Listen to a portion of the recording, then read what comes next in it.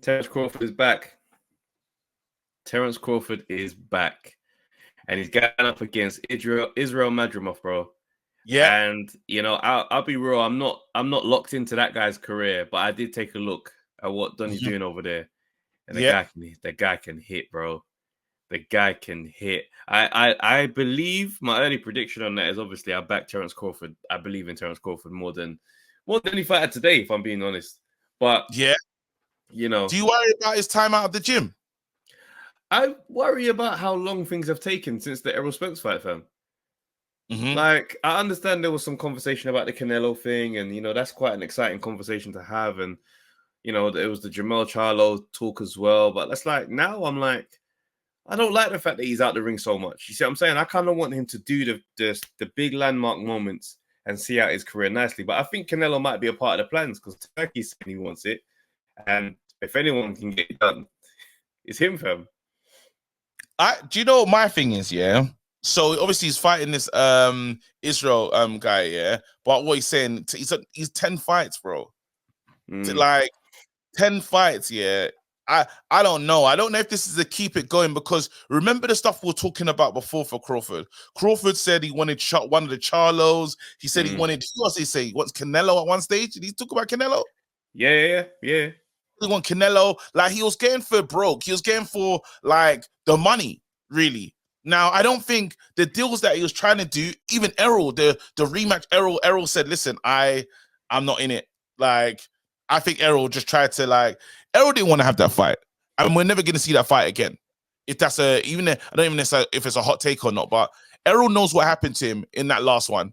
And the brave part of him, especially because doing it for his city, doing it for all the people that came out for him, yeah, they were in shock. Everyone was in shock. And Errol said, how do I come out of this one looking normal? Like, how do I sell this one? I'm going to take instant. I'm doing a rematch. Really? You're doing a rematch? Yeah. I've got something in my eye. I need to have an operation. Come out with the thing. Come out with the big, with the big bandage. The nasty work, bro. It's like a scene from Martin, fam. Like a scene from Martin, fam. Donny just looks like, come on, bro. The biggest bandage, yeah? And then it said, hey, and you know what? It goes away. They shouldn't ask me about that fight no more. Because everyone's moving on. Like, everybody is, because this shouldn't be, we can wait. Like, Errol is outside soon. And if I'm Errol's people, I go along with this story, fam. Absolutely not sending you back in there with my man. Never. We had no plans to get back in there after that beatdown. Are you with me? Like, it was so bad. So now Crawford finds himself in a precarious place of being dangerous again. Once again, too dangerous for other people to take the heroic. Like, is Canelo going to take that fight? No, because what if Canelo ain't got no time to? I've already got touched by my man that came Bivol. That wasn't good. So I can't really do these fantasy Infinity Stone fights. Yeah. Now I've got to be careful. I'm not even gonna fight. There's another Mexican that's been calling me out week in, week out, bro. Benavidez, bro.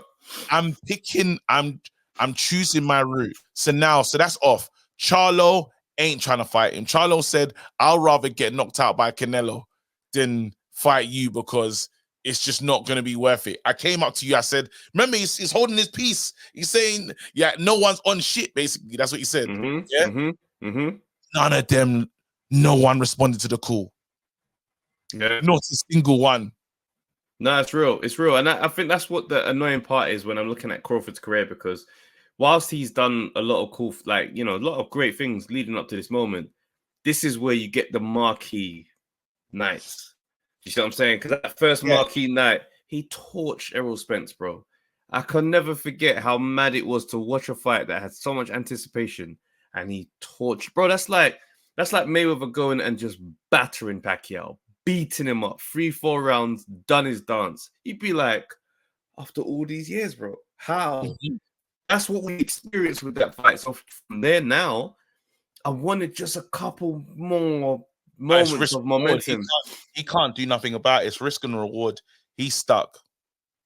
He's stuck. Luckily, he's linked up with Turkey. Do you know what I'm saying? Because it's a good setup as well. Just to highlight the card as well. So you obviously Crawford's on there, but you got Virgil Ortiz versus Virtual Ortiz versus who? Versus Jerome Miller, fam. Tim Tszyu. It's a good fight. Very good fight. And Andy Ruiz and Big Baby Miller, fam. Is it? That's a fight. Wait. That's a good fight. It is an interesting one. August 3rd. That's a good fight. I like that one a lot, actually. I like that one a lot. Like, I'm looking at that fight, and I'm like, Andy Ruiz, you know, with someone like Jerome Miller, he's got a chin on him. Do you know what I mean? It's gonna be end to end. But we're just, again, everyone trying to get outside. The best thing is, this is the greatest shop window, because you're shopping yourself for what's to come. Because there's going to be more. There's going to be a lot more is heading out there. It just, but again, I don't know if how America's a wonderful place to fight in it. That's the truth. Like, and Vegas still has that lure. So now it's going to be like, what happens? What does that look like? We're seeing boxing's evolution. And I think it's one of those things where we've got to accept that's what's in front of us. MGM Grand is elite, an elite venue to fight. Let's not pretend like what I'm saying is not that. Yeah.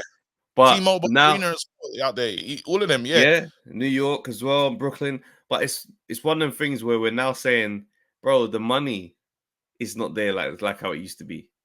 When we're seeing networks leave the sport, like they're leaving the sport, Showtime and HBO.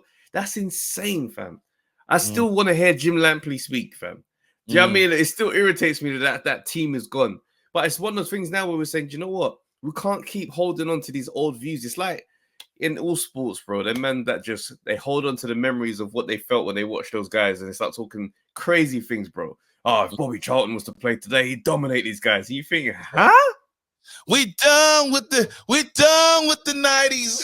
Stop this, bro. Do you know what I mean? Like, the game's evolved, everything's different, but also the business has evolved to the point where now the MGM Grand might not be the look that does it for these fighters now. Now the men are over there and they're sitting there with the Sheik and sitting there with promoters that they used to hate and saying, hey, matchroom, baby.